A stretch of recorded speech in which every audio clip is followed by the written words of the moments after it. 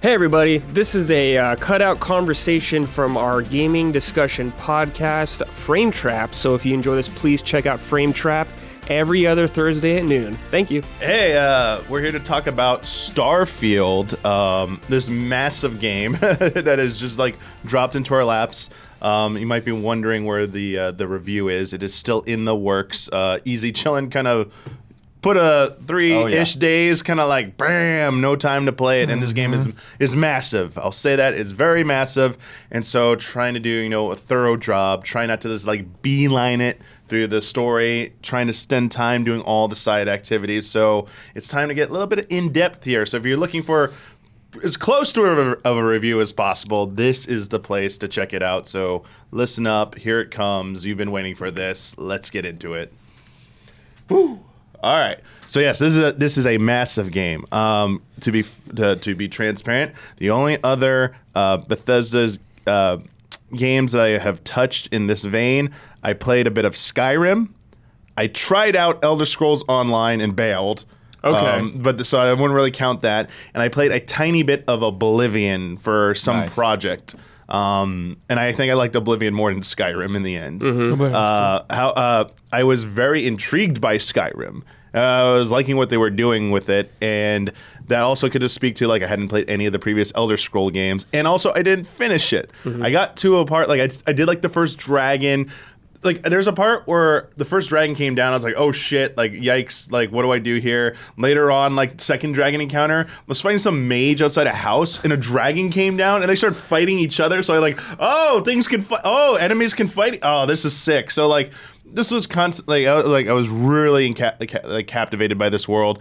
But obviously, like, fantasy games, done a lot. Sci-fi games also speak to me. Like, I love fantasy, sci-fi. So here comes Starfield, and I'm like, here we go, space exploration, which is funny because I never dove into No Man's Sky. I think there's something about just procedurally generated stuff that I kind of tune out. It's hard to get me invested in that. Also, the original launch didn't go over well. I was like, let me hear what other people have to say. I know it is in a much better spot now, but as we said, cataclysmic wave of content, just don't have time to sink enough time into what I think would be appropriate for No Man's Sky. So I'm like, you know what? Starfield, here comes a chance where I can try out, a game from a company I don't generally play from Bethesda, and spacefaring RPG. So this is something that kind of like intrigued me, and there were a lot of people like the narrative was kind of going back and forth with this game. So Microsoft people saying, I think you even said you were like, this game has to do well after the Redfall. Kind of like stumbling out the gates. Mm-hmm. So this is like high stakes. I'm like, you know what? Let me see how this is. Like, that wasn't really factoring into anything, but like I was also very curious to see. And I've put in just over like 65 hours into it. Healthy.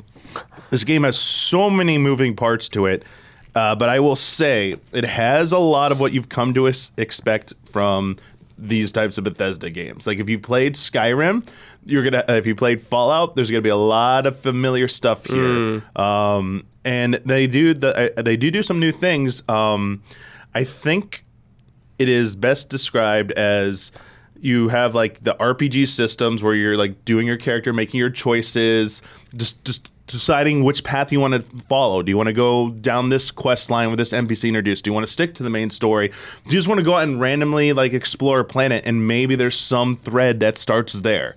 That's all there as well. And managing all those perks, all those like, your gear. Oh my God, like Encumbered. Okay, I forget how Encumbered works in other Bethesda games, but how it works in here, this is the first big thing. You have an oxygen system even on planets with like an Earth-like planet. You still have to deal with the oxygen. It's your stamina meter, basically. Once you deplete it, you start building up CO2 for the same amount of so it's like half a circle for your O2 meter. You deplete it when you're like sprinting or jumping, and then it goes to the CO2, which is like a red meter. If it fills up, you start losing life. Whoa. So you don't move slow or anything like that. You just start burning through your stamina and then start losing life. The other penalty is you cannot fast travel. You cannot like fast travel on the planet. Nice. You cannot warp to your ship, and as in your ship, you cannot just like make. Wait, but how does encumber impact the oxygen level? Because the oxygen happens whether you're encumbered or not. Yeah, so it's just constantly going. So it constantly. So goes as long as if you move faster than a slow walk. So there's sprint, there's fast walk, and there's slow walk, like the analog stick. So if you move past a certain speed, it just starts depleting your oxygen, no matter what. Oh, wow. When you're sprinting, that's when it starts depleting oxygen. You can like walk fast normally, and you're totally fine. Like nothing's wrong with that, unless there's some kind of like environmental hazard or something. Then you're fine. So that's really how it works. The biggest issue is, to me, it's more of a pain in two situations. One, when you want to fast travel, it's like, oh, I just collected all this shit. Oh, what the hell? The ship's so far away. I can't. So it's like, what do I dump so I can like get back there? Or you're in a heavy combat situation, you can't sprint. It's like, I need to sprint to get away and get behind cover, or jump. And it's like, it all adds up. And you're taking damage, you're trying to like heal, and you're like, why am I still taking, oh my god, I'm like, yeah, like I'm accumulating CO2, I'm screwed. I gotta find a point to like bunker down and regain my oxygen so that I can like move again. So it's something you don't want to be caught unprepared. You don't want to like stumble into a situation where, because most of the time it's fine. It's like just walk, casually, you'll be fine. But around the corner, there might be like an enemy encounter if you're going to another objective. So it's best deal with that, and they do give you ample ways to deal with it, but still it can be a little annoying when you're like very deep into a mission and it's like very deep, like in a cave of a planet. It's like there is nothing to dispose of this other than dropping it. I was like, I want to either sell this stuff. These are resources. Everything has a purpose to an extent. Obviously, there's the dumb things like tissues and all that. You can mess with bread, but like you have your healing stuff, and not just like for like HP, but like their status ailments. So you got to deal with like poisoning or radiation, burns, and certain med packs heal certain things, and you got to deal with. There's also like buff stuff. Like there's this thing called amp, which makes you like move faster and increases your like is jumps. it like jet or whatever? Yeah, same kind of thing. Like all of these. Does your different ways character that you go? can buff your- Yeah. Well, no, it gets like this like kind of like halo effect on the edges of the screen.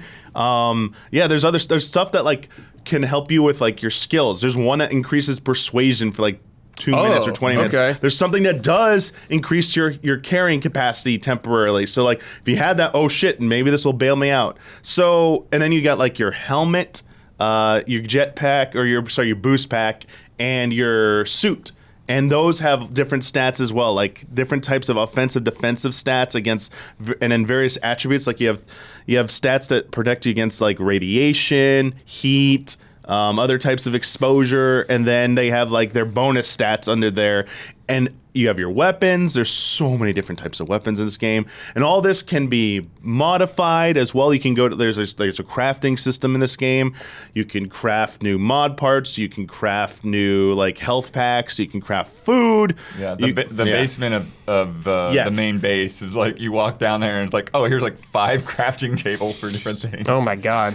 Yeah. And While we're talking about gear and loot and items, Damiani, my biggest complaint usually of well, one is picking up trash, but 2 is how meaningful is this loot when you find it? Did you find is it mostly just crafting for that stuff, or did you find any enemy will have literally everything, and like almost everything, even like dead corpses you come across have a bunch of stuff on them.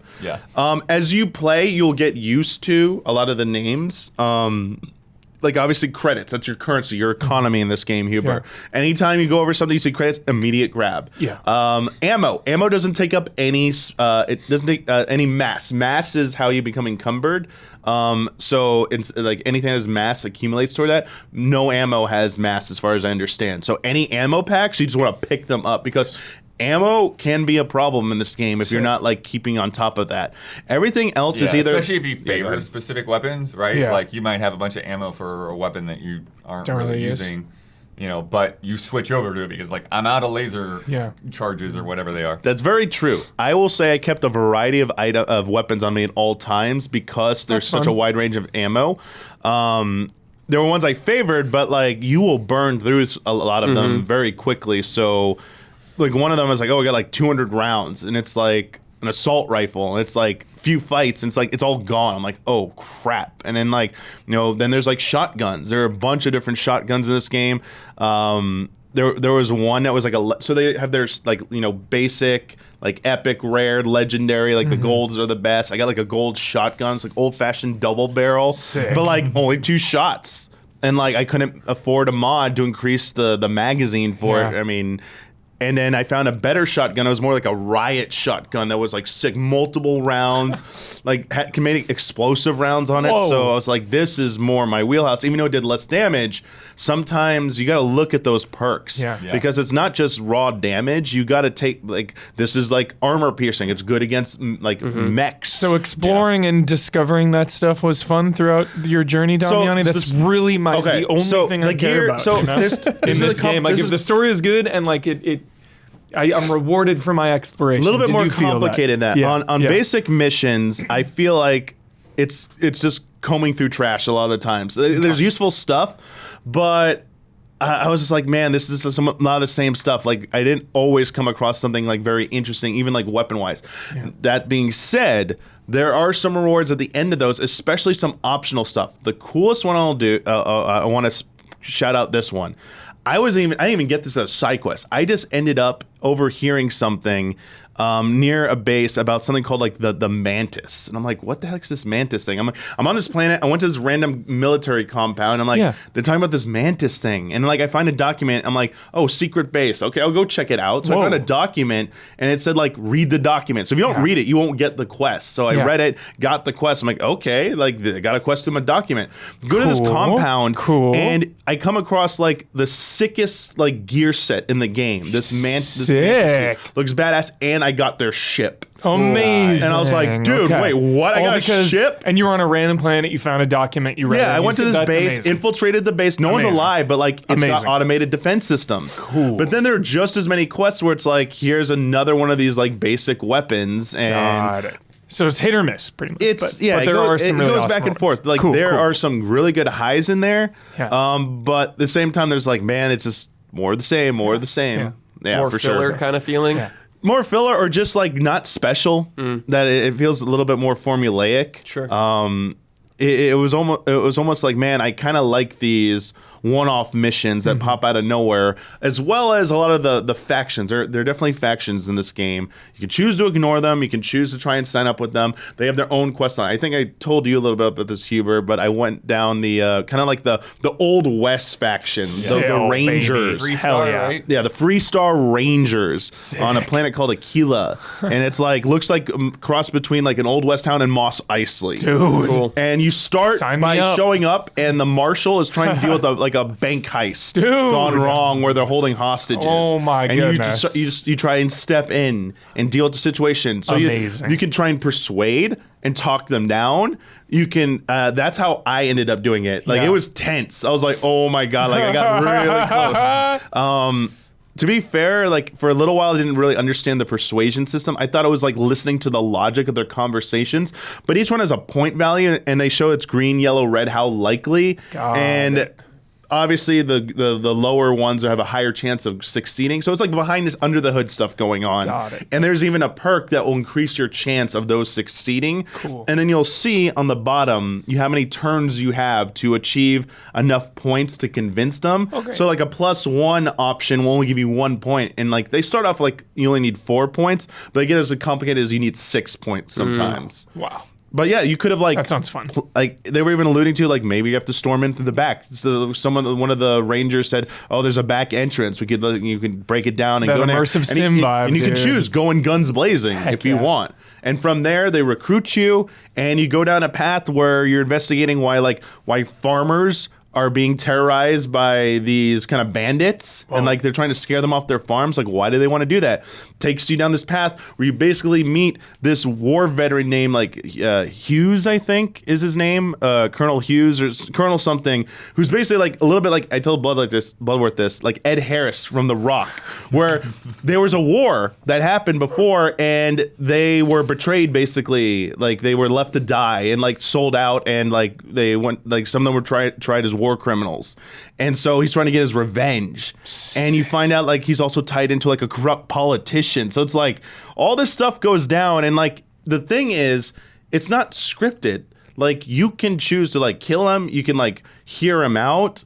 And then when you confront the politician, you can try and like go in guns blazing. You can try and hear him out as well, because like he makes his argument. The politician's like, I'm head of a huge corporation that like is responsible for like thousands of jobs. You take me down, this could be in the company. You're ending thousands of lives there as well. So you just, you know, keep that in mind. And you're like, you want to take a bribe? What you want to like work something out? So it's like you can do that. You can be good in this game and be like the lawful person. You can be gray and like, I want to, you know, be good here, but I'm side with this person here. I'm gonna be more vigilante, or you can just be like a complete asshole in this game. I mean, but like people, the thing is, people do remember that there are kind of like a main core cast of characters, a group called Constellation. That's kind of like the beginning of the game. You're a miner. You come across this artifact. You have this weird vision. And then through circumstances, you are recruited by Constellation, brought to the home, like basically the new Earth, essentially. Yeah. Because Earth is no longer inhabitable, and so you move planets.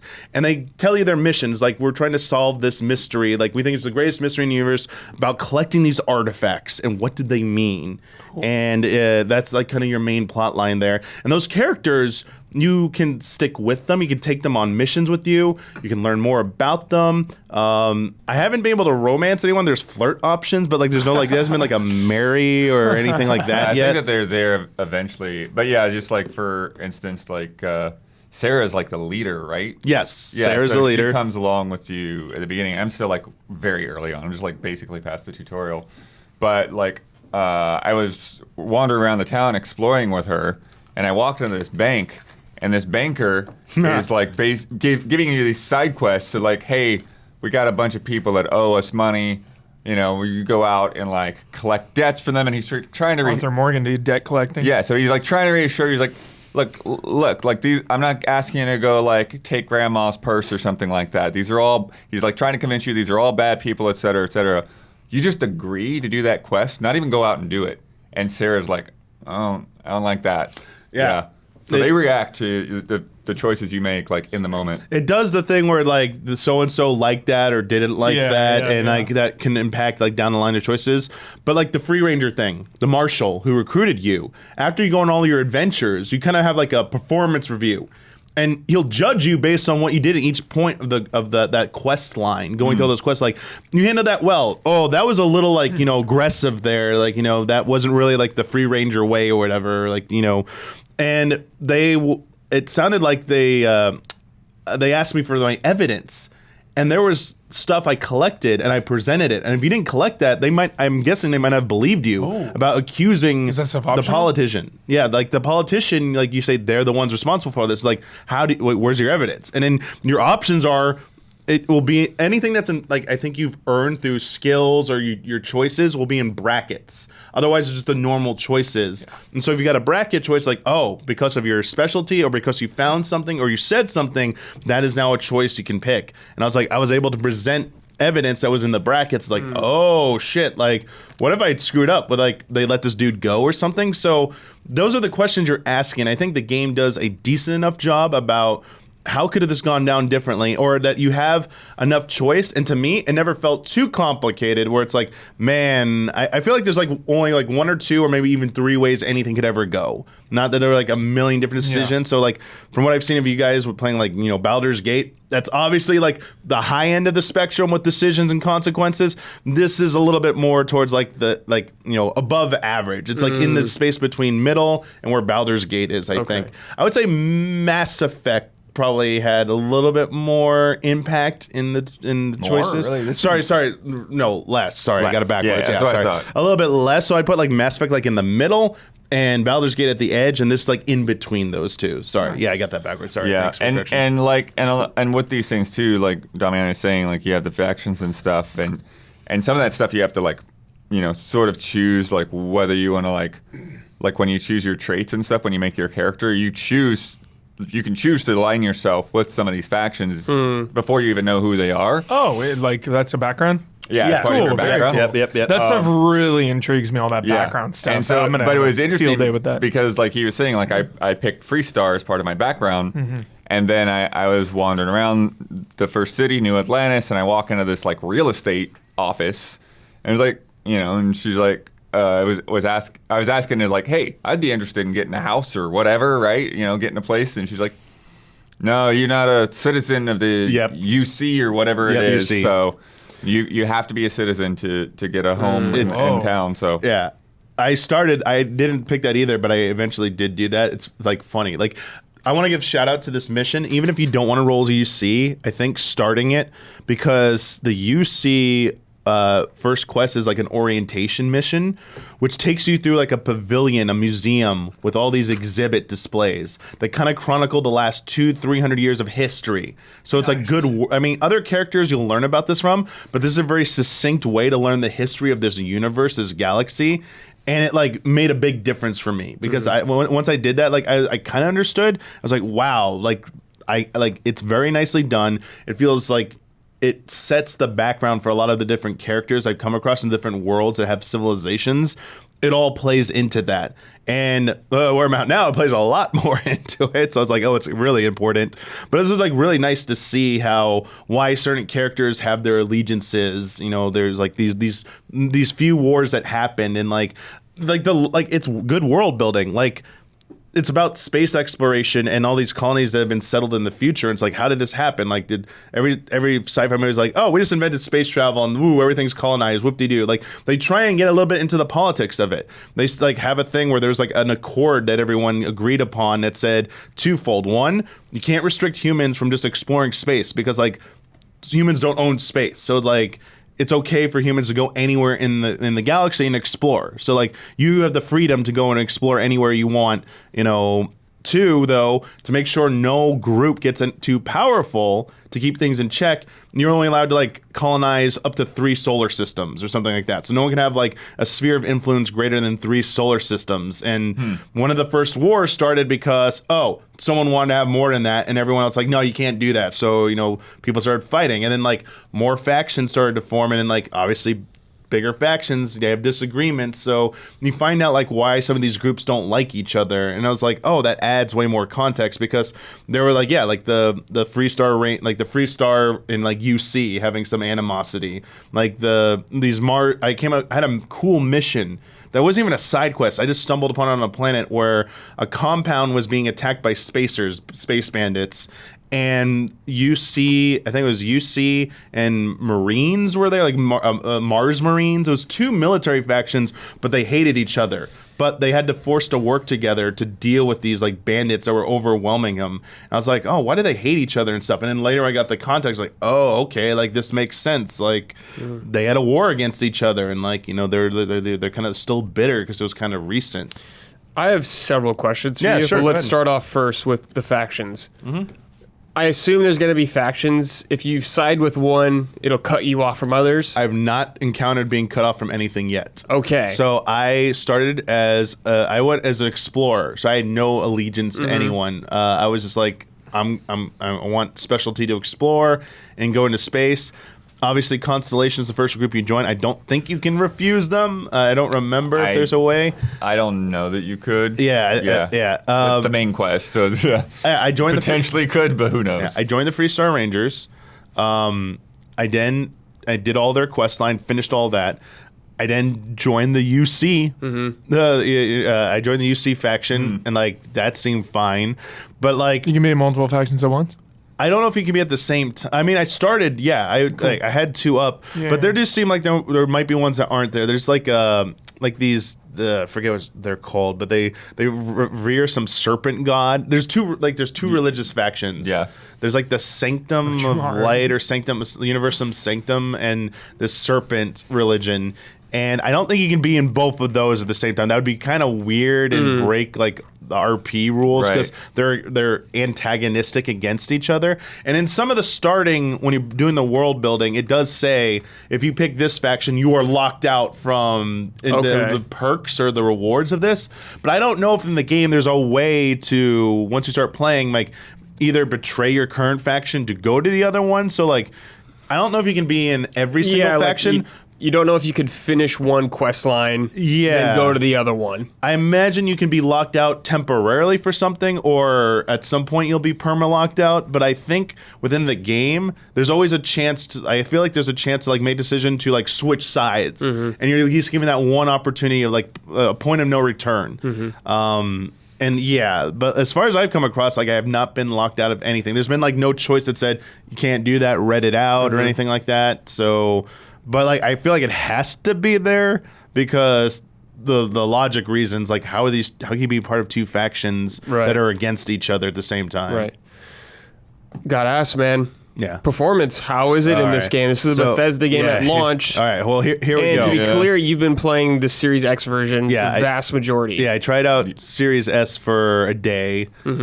Series X, there was a big patch that just dropped. Day one patch, so I need to like check that out on the Series X, which I'll do tomorrow. So like before the review, I'll be able to like check that out. I will say it has got a lot of bugs. It's definitely got performance issues. Like noticeably when you're sprinting, Blood I think has seen it too, sprinting through like high density areas like cities sometimes when there's a lot going on, it will just like chug for a second. There have been times where it's outright stopped the game. Looks like it froze for a second and then it like unlocks. I've only had one crash so far, which I guess is pretty good, all things considered. But a lot of like goofy ass bugs. I had one where like I think I showed you guys the clip where like there's a cyberpunk city called Neon where an NPC's body just didn't load, so it looked like their head and their limbs were just like floating in midair. I had one where I went to a quest at the Constellation headquarters, the lodge, and no one's hair loaded, so everyone was just bald. I had an elevator that had like infinite spawn of NPCs coming out of it at one point. I had a major NPC. His name's Sam Coe. Dude, real quick. Sam Coe, he has a daughter named Cora. And but like Coral. Right. He looks like I swear this is a Walking Dead it's gotta thing. Be. It is gotta be. because it's his daughter, and he's like the Cora. yeah. It's like okay, I think this is a Walking Dead now. Anyway, you're walking with him, and he's giving you like he's giving you story info for a main story quest. And he just vanishes after like 3 words, and the sentence, the paragraph just ends. So like the text also vanishes too. So like I don't even get it. And there's no log to go back and read what he said. So I've had stuff like that. I've definitely had. There was one major quest. It's a spoiler thing to say what it was. That was like a big moment in the game. I was like, this is awesome, and I'm pretty sure the final trigger to complete this sequence wasn't working, and I had to back out of the environment, reload in, and I did the exact same thing I was doing, and it completed. And I was like, yeah, I had the same thing happen very early on when I went to the lodge with Constellation, and you basically have like this, after your briefing, you have this chance to like go around and meet everybody, and Sarah was like, talk to this other girl, she'll, show you where your room is and all that. Yeah. And, and I talked to her about all kinds of stuff, and I was like, oh, hey, they said you'd show me where my room is. And she's like, yeah, I'll give you the full tour, follow me. She just stands there, and nothing happened. And then I reloaded, had to do the whole cutscene of all the explanation of the artifact and all that, and did the same thing, and then immediately went to give me the tour, and then she started giving me the tour, showed me the bar, showed me my room. And then I had a sort of similar thing where I had to reload a little bit later, where I was just exploring some apartment building, and then I came down the elevator, and then when I was in the elevator, I coming out, it just wouldn't do it. I could move the camera, but I couldn't walk, couldn't jump, couldn't do it, so I had to reload the last autosave. So there's a little things like that, parts where you're you see somebody just in a sitting position, just kind of slide around the room a little bit. Yeah, so that type of jank is there. Okay. We call that Bethesda jank. Yes. The Bethesda jank is there. And it's a nuisance, except for like my one crash and like one have to reload. It's not like game breaking, but it is annoying. Mm-hmm. On top of that, this game is just not very polished in my opinion. Mm-hmm. A lot of the animations are very stiff in this game. Like people come off as faces look really. I know there's been leaks, and like I could say like some of that is definitely persistent. Like a lot of like the main core cast I think is pretty good, but a lot of NPCs I feel like either facial expressions sometimes don't match, or just like their animations look weird. They feel a little too robotic. Also, man, they gotta do a patch for like the camera, the cutscene camera work, because there are so many times the framing is so weird. It'll be like an major NPC is with you, so you can bring a companion with you at all times. And then you're talking to an NPC. There's times where the companion just walks right in front of them, and the framing just shows their face in front of mine. But like they're talking behind, and I'm like, wait, what? Who's talking? Or they like to interject every now and then, and the camera will cut to them. So many times they're falling behind you. They don't get into the room, so it teleports to like a wall. There's like a wall is talking to you, like because they're not in the room. I'm like, wait, what is going on? And it's like, all right, there's stuff like that. It is like this is like. Yeah, immersion breaking 100%, for sure. Yeah, because Bethesda lets people wander around, but then then they want to talk to them. One of my things that bugged me was the just the shopping stuff.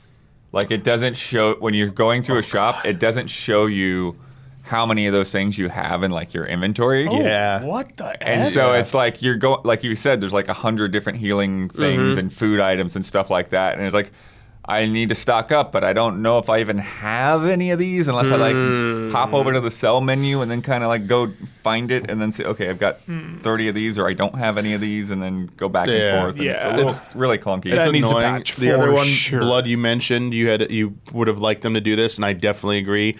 When you're in major cities, there's no mini map. There's no map at all. So you just gotta like get your bearings. I get that. Like someplace like you should learn a thing, but like when there are multiple major cities and like multiple planets, like I get the planets you don't need to memorize, but there are several major cities. And they're not like open world size, but like you're going to them for specific purposes. You're not really exploring these cities. You're going to a venue. You're going to a shop. You're going to find an NPC in a place. And it's like they say where there are. And yes, there'll be something on your screen that tells you where to go to a critical point. But it's like, oh, I just want to go buy more like med packs or I need more ammo. If you don't remember in your head, like where's the nearest ammo store, it's like, where is it again? Oh, I have no idea. Like, or it's first time in your city, where's everything? They have signs and stuff, and you can sort of do that. And how much I played, I'm getting better at that. But I still would like. There's times like, man, can I just open up some kind of map just to see everything? Even if it's like you got to go through it first to unlock the map, like just some kind of trade off there because it does get a little frustrating for sure.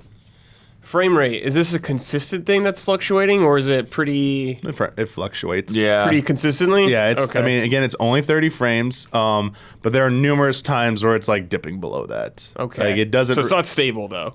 Not even just like running across like a barren planet sometimes. Like if like there's some like... there are animals, creatures on these planets. One of them like burrows underground and pops up. There have been times where like they start doing that and like it'll definitely like hiccup when they're like they will spring up right next to you. It's like little hiccup there. I'm like, oh, okay.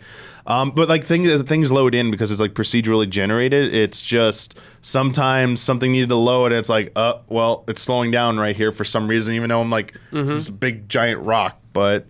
It's you'll notice it more even in closed environments, like in big firefights. It'll happen, every like pretty noticeably.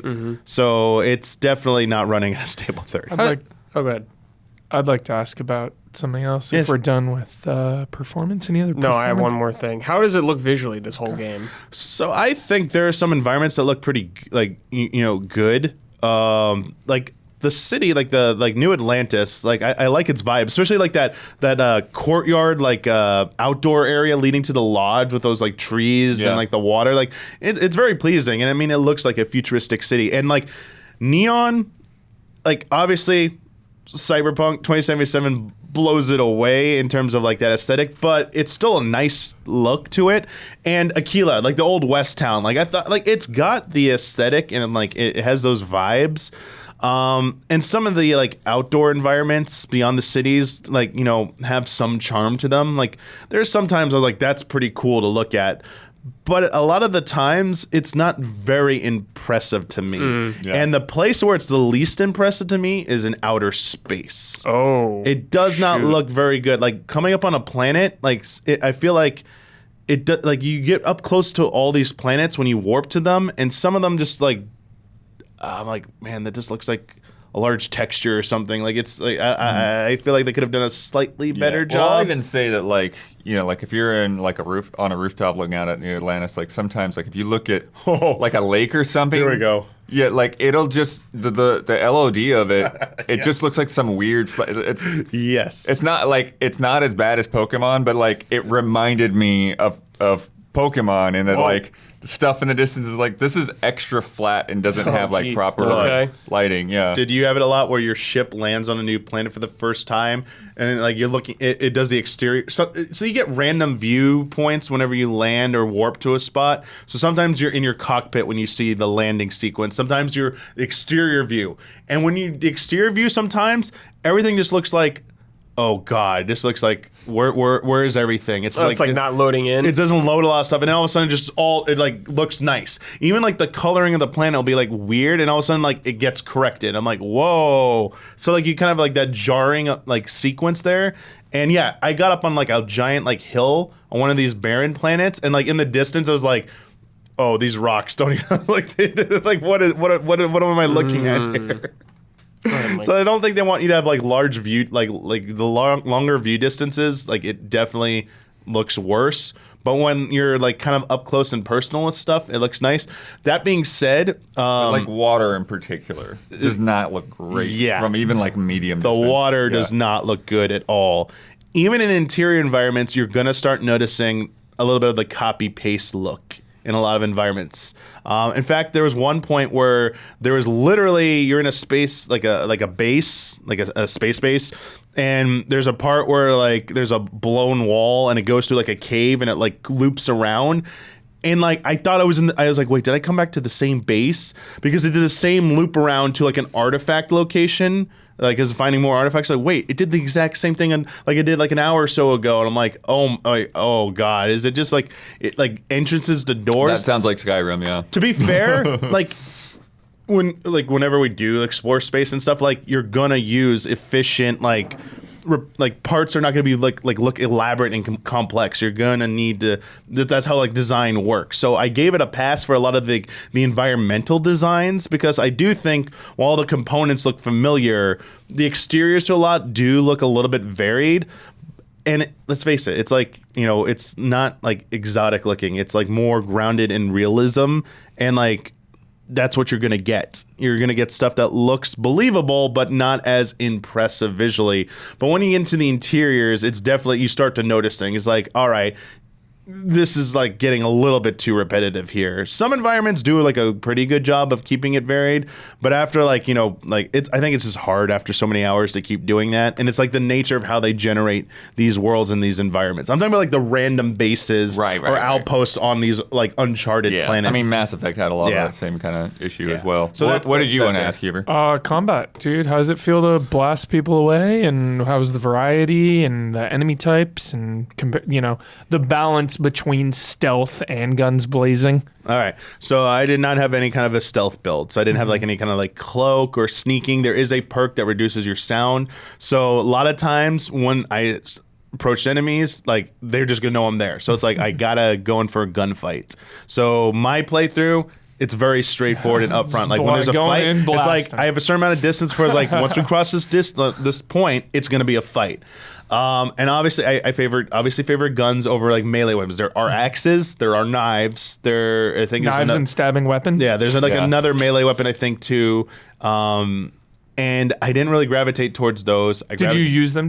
I tried. I used a knife at one point in melee, and like dodging and getting in and getting a hit, and like that's definitely like a thing you can do. Cool. And if you like boosting that with your perks and increasing that damage, that's definitely the way to go. Mm-hmm. I will say this is RPG. There's definitely something going on under the hood, because like they have crit shots on like headshots as well. So you're shooting ahead, some will do some damage. Like there's damage variance for sure. I will definitely say early in the game, I felt like I was definitely up close and personal, shooting in the head, and it like, where's the damage? Why isn't that like, not that it was like low damage, like I'm just missing. How am I missing? Like, is there like an RP, like the gunplay in the earlier parts wasn't feeling great to me. Later on, now that I've gotten a little bit used to it, it's definitely like better, but I don't think this is great. Like the gunplay is not the greatest in my opinion. There's a lot of like weirdness to it. There's like you're taking cover, you're clearly line of sighting something, but still clipping through a little bit. Like there's one part where there's these automated turrets. I like was peeking to see where they are. I'm like, okay, they're over there. I'm gonna hide behind this now, and like I'm still getting hit through it. I'm like, yo, I'm literally behind a solid object. How are you hitting me right now? And then like pop out and like shoot it. It's like, okay, fine. Okay, game. Yeah, I mean, the enemies, like, they don't just stand there, but also they do, like, some annoying things sometimes. Like, they like, will run away. They'll, like, they'll jump up to, like, some have jetpacks. So, like, it can be frustrating to deal with that. And I think that's fair. It's part of it. But at the same time, there's definitely certain guns I've gravitated towards because they just work better. Like, assault rifles. Like I like whether they're semi-automatic, automatic. Like I definitely like them. Like auto shotguns are definitely really good for me. I don't like pistols. Was not really digging pistols, and like slow loading shotguns like just weren't worth it because even though it's two powerful shots, like there are a lot of enemies that won't take them down. And now like reload, like some of these reload enemies you'd like this, Huber. They're varying reload animations. Some of them are really long, man. Yeah. So you gotta get in cover or make sure those shots count. And again, like ammo, it's like, how many shots do I have for this? And you're dealing with all of this, Huber. How are the like combat scenarios? Is it like walk into an arena, guns blazing? Like, or is there variety in the types of encounters? Like, maybe in this encounter you have to go for the ads and take them out, or like maybe this arena has traps, or maybe this arena is way more vertical or has no cover. A little bit of the latter in that. Yeah. So what I've come across is there's a lot of encounters where there might be like traps, like mines. People like storming that Free Ranger quest line. One of them was storming their military compound. And the lead up to it, they set a bunch of traps. So you have a scanner, so you can scan stuff, and like the better you have, the better range you have. But like avoiding traps like that, and then sometimes they might have like automated defense systems. They got turrets, they got robots, they got like cameras, security cameras. But there usually is almost an opportunity to go to a terminal, deactivate them, or even turn them to defend you as well. And that's part of the strategy as well. There's also environmental things you can deal with. A lot of exploding barrels. So you gotta like pay attention to that as well.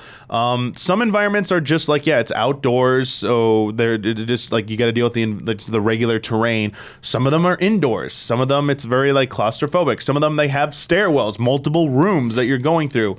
Sometimes when you're outside, there'll be like a drop ship that comes in and extra troops will come out. Yeah. Cool. There was like essentially one mission to me that for me was like a horde mode where you had to defend for a certain amount of time, and more and more waves came in.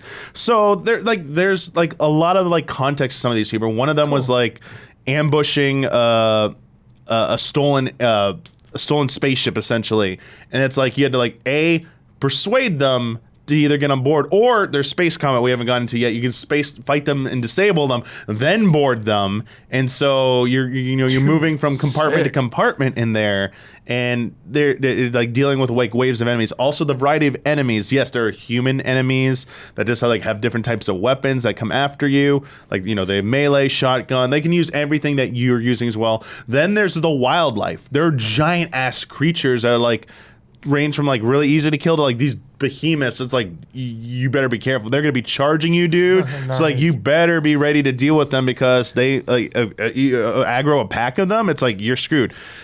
I'll give a shout out to like variety example of a good variety. There's one mission called the Red Mile. I don't know if you got into that yet, Blood. No, I don't even know if you have to do it, but there's something called the Red Mile in this game, which is basically like they bet on whether you'll survive it or not. Nice. You have to reach a goal, like capture the flag, and then bring it back. That's and fun. it's a gauntlet of things that you have to deal with, traps and wildlife It sounds like enemies. there's a lot of good variety to the combat scenarios. Yeah, I And will say though it context, too. does That's cool. more often than not though it just comes down to like a shooting match. For sure. And it's you to its credit, you can do it however you want. You can go through guns blazing. You can be more methodical, take cover and advance slowly. Or there was one where I was like confused about what I was supposed to do, and I think I understand now what I was supposed to do, but I was like, I basically have the crit path to the objective. So like I'm gonna find a way to run past everything here because like I'm just getting my butt kicked right now and like this is frustrating, so maybe I could just reach the goal and like lock them out, and like that's what I did. Like I found a way to get up there. So there's always a way to deal with stuff, but I will say that you'll like this, Weaver. I played on like, I think there are difficulty settings, and I played on like the normal difficulty, and yeah, I'm dying quite a bit. Nice. And health, it does feel like health is very precious in this game, and like you gotta be careful, ammo and health. And there are fights where it's like I lost many times before, like, okay, I know a better way to do this. I got this now. And then there's some nights I thought were gonna be harder. It's like, oh, that was pretty easy. I was able to deal with that. So yeah, it's not a pushover by at all, Hubris. I think you'll favor that. And that sounds fun. You can even crank it up, I believe. I'm pretty sure. It's been like almost 2 weeks and 60 plus hours. I don't remember the very beginning of the game where I thought there was a difficulty setting for sure. I don't know if you can change it once you're in, but I think you definitely pick it at the beginning. You probably can, but I don't remember. I want to, like, I know we've been going pretty long on this, but I do want to talk about the ship combat because I've only seen it in the tutorial, and for I'm sure. curious, like, how you feel about that and like all the different power fluctuations you can do. I will say this is probably the most one of the more underwhelming parts of the game, unfortunately. Maybe they have some grand battle they're waiting to drop on me, but I've definitely fought multiple ships at once. So how it works is you can lock onto a ship, and you can have up to 3 different weapon types. You can have like lasers, ballistics, missiles. You can have EM weapons.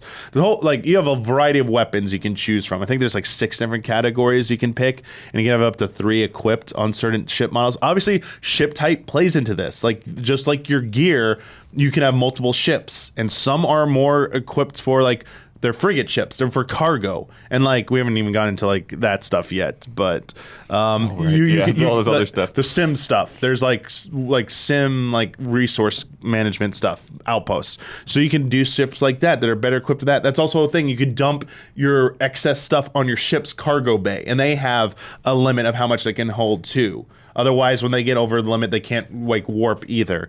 Then there are combat ships. There are like tank type ships that can take a lot of damage. There's stuff that are like more agile. So if you like more like a starfighter type thing, and ultimately it just boils down to can you it feels very slow moving. It doesn't feel very fast paced.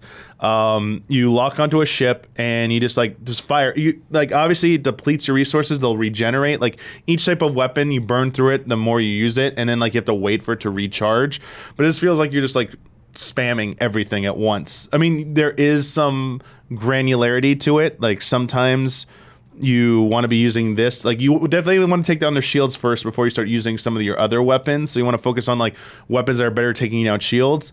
And it's just not. That part of it's not very engaging. There is a kind of like a focus mode where it like zooms in on the ship and you can target their individual systems. So you can type in their different weapons, their shields, their engine, their grav drive.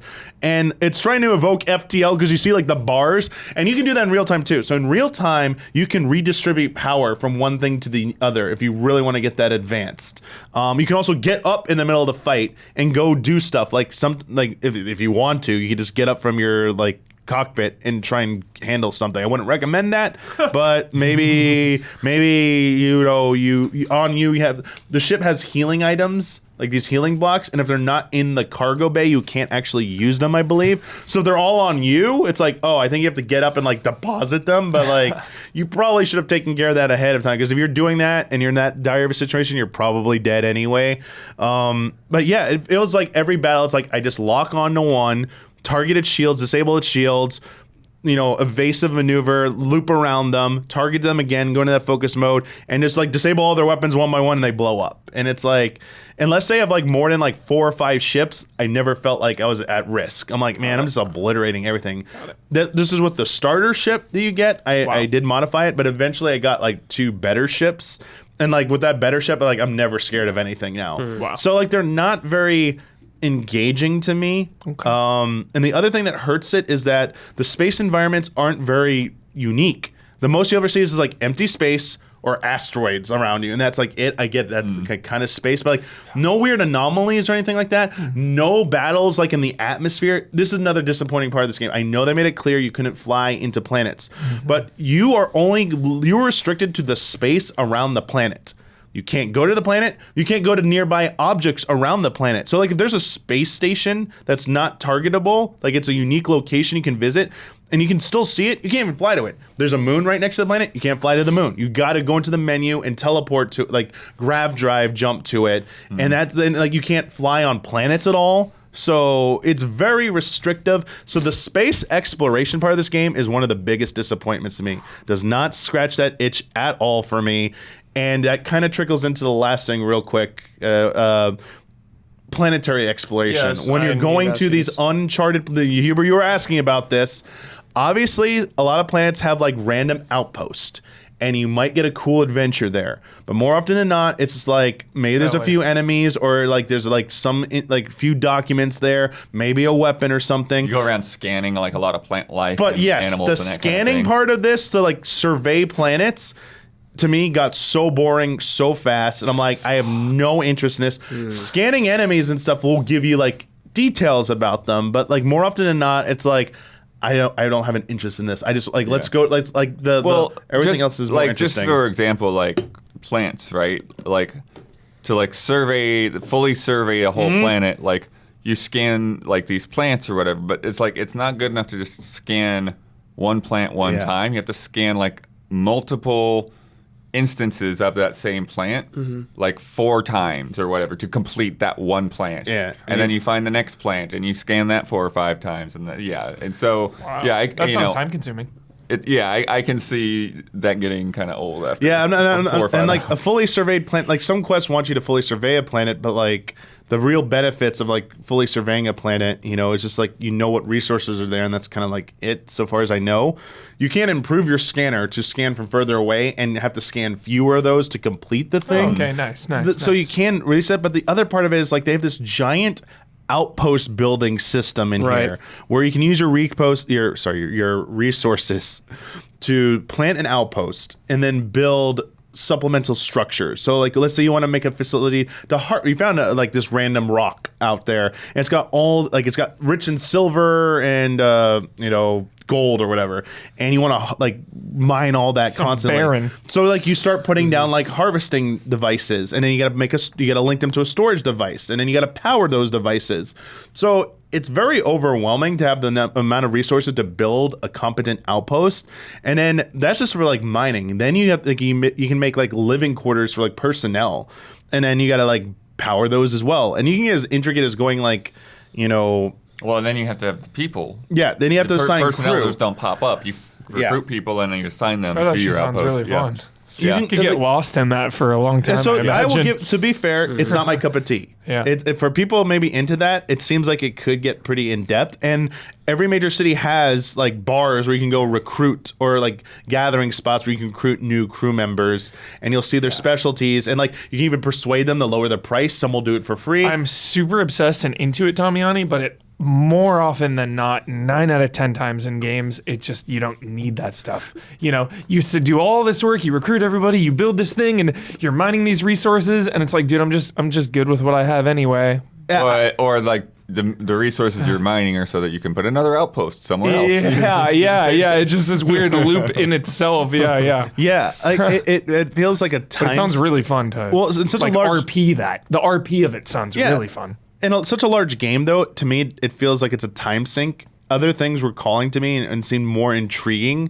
And I was like, I'd rather spend more time in this, because if I sunk more time into that, I feel like this becomes like a 200-hour game or something. I'm like, what the hell? And like the ultimate goal, obviously, I'm sure people are going to figure out better ways. Like, I was able to like build a ton of awesome mods and make god tier weapons and gear and stuff. But like, I'm finding legendary gold weapons and gear that are awesome to me already. And I'm like, I don't really need this stuff. And like, I only made a few mods. I'm like, oh, I'd like to have this. I'd like to have that. There's also like a research system in the game. So you, those crafting tables we talked about, you're kind of locked out from certain things unless you increase your like level on them, and you do that through like this research terminal, and you need resources to contribute to that. I got everything like almost to like level 2, I feel like, and I was pretty good with that. I didn't feel like I needed to go any further with that. So that is how these systems kind of play into each other. Mm-hmm. But I feel like you get by just fine without it. And it just didn't loop into anything immediately very meaningful to me that was paying off in like the story or immediate progression. So that's one area for me that like it just didn't feel like worth the investment. I'm not gonna say it's bad, it just wasn't worth the time investment for me. But yeah, the biggest disappointment just comes like anything to do with like space exploration and ship combat and ship management. Like you can assign crew members too, but it felt mostly meaningless. Like what is this really doing? Like I'm not seeing any real benefit other than they're on my ship so I can interact with them if I want to like develop our relationships a little bit more. And also I had multiple ships. I still have not figured out how to like send out multiple ships. If there's a way to do that. You can assign your home ship. You can assign your home ship, which is the one you will pilot. But every time I go to crew and try, like I have the max. There's a piloting skill that like you need to level it up to pilot certain class of ships. I maxed it out, and like I might need to take another look at that skill tree. There might be another perk that's like a commander perk that says you can now command multiple starships. But as far as where I'm at right now, I still have not been able to like send out. Like I was like, oh, I'm gonna send out my other ships on like recon missions or just to other planets, and like haven't had any of that yet. So even if it is a perk, I wish it was made a little bit easier and would have factored in a little bit more, like being a captain of a fleet or something. It sounds like a sick goal to aspire to, and it could still be possible. I just haven't encountered it yet. But just ship combat and like ship exploration is so underwhelming in this game, and obviously maybe like that wasn't communicated well in advance. But in a space game, I don't care if you're calling it a space game. Like I need that level of I need that. And that's a fair ask. We gotta get Damiani on Everspace too. Yeah. Oh no. That's a fair I don't know ask. about that. Damiani, so you spent like 60 hours with this game. How do you feel about the game overall? Are you enjoying Tie it yourself? all together, yeah. Like there are things like the Free Ranger stuff. Absolutely enjoyed. Some of like the story quest lines. Some of the story quest lines I absolutely enjoy. Like the best things were the Free Ranger quest line was amazing. Some of the random things I came across, the 3 best random things I came across, the Mantis quest line I told you about. That's really cool. Boarding a space station. That was dude. I was expecting some crazy shit to happen. Nothing ended up happening, but that was still good because it was I went to the space station that was sending out distress signal. Get there. It's all like torn apart and no one's there. And it's like got eerie music. I'm like, dude, is there a xenomorph about to freaking pop out? Like, what's going on? Is this like Wrath of Khan where we're gonna find bodies hanging in the ceiling? Dude, I was like combing every inch, like nervous, like what's going on here? And I had like no idea. And then like, like a spaceship that gave me like like an email scam, essentially, of like, hi, we're selling you ship insurance. It looks like your ship insurance has expired. Would you like to expire? And it's like, you like they'll be like threatening them and they're like, oh, like scare them away. I'm like, yeah, get out of here, bud. Like, don't scam me. But like boarding a random like ship that calls for distress, like it could be a trap. It could be legit. Like there was one where there's like a school bus, essentially a space school bus of like students, and I'm like, you're like suspicious first, but then you hear all these kids talking, and it's like, oh, I feel bad for them, and like they've run out of fuel, like they need help and stuff, and like you're talking to them, you're being nice. At the end, it's like, all right, can you give us fuel? I'm like, oh, I don't have any fuel. And I'm like, oh, thanks anyway. And I'm like, wait, do I just leave them there? Like they're like marooned in space. Like, wait, what? I was like, I can't call for help. So like there's funny consequences sometimes. Like just those goofy moments sometimes are just like entertaining in themselves. It's like, all right, well that's real life. It's like you can be nice to these people as you want, but if you don't have like the thing to help them, it's like, well, I can't help you. Sorry, bye. But just as many times, like I really like that stuff, but like there's just some really infuriating parts of this game. Besides all the bugs and stuff, there's like some of this game's writing is just not good at all. Oh. There are just like leaps of logic where a character will be giving off like this, like you have these like personality traits, and they will like. It mostly happens with not the core characters, but with NPCs for quest lines, where like their tone will just change drastically depending on like an answer. It's like, wait, what? This clearly was the like I said the answer that felt like you wanted to hear. Now like you're acting like this, and there's just moments like that where people just like don't behave how you'd expect them to behave, and there's no real rhyme or reason to it, and just like immersion breaking stuff like that.